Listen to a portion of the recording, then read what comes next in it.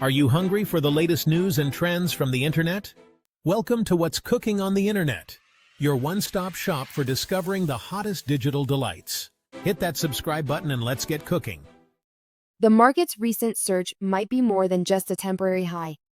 As the S&P 500 inches closer to a new all-time high, some on Wall Street are warning that the next move in markets might not be as straightforward as it seems. After a massive drawdown in the initial reaction to President Trump's April 2nd tariffs, major stock indexes have roared back, with 6 straight days of gains bringing the S&P 500 within 3% of a new all-time high. But behind the scenes, some experts are cautioning that investor sentiment has become overly optimistic. "I think there's some complacency in markets," Charles Schwab chief investment strategist Liz Ann Sonders told Yahoo Finance.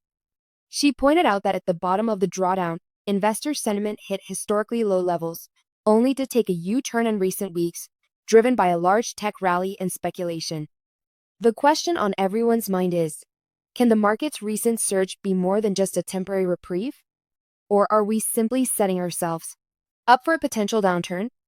Sonders suggests that we may be at a point where the market could have some downside if we get a negative catalyst. "It's hard to predict what policy announcements will bring," she said. "We need to be cautious and vigilant." The recent tariff walkback has been at the forefront of the recent surge in stocks, with several Wall Street strategists boosting their year-end targets for the S&P 500 in 2025. However, consumer sentiment surveys remain at their lowest levels on record, and fears that tariffs could boost inflation and slow economic growth haven't fully left the picture.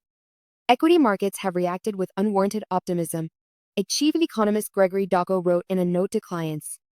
Daco lowered his odds of a US recession in the next 12 months to 35% from a prior projection of 45% prior to the delay of tariffs on China.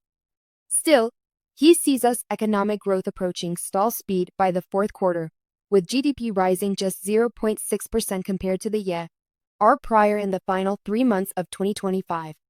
As we navigate this complex and uncertain market landscape, it's essential to remember that the next move in markets might not be definitively higher.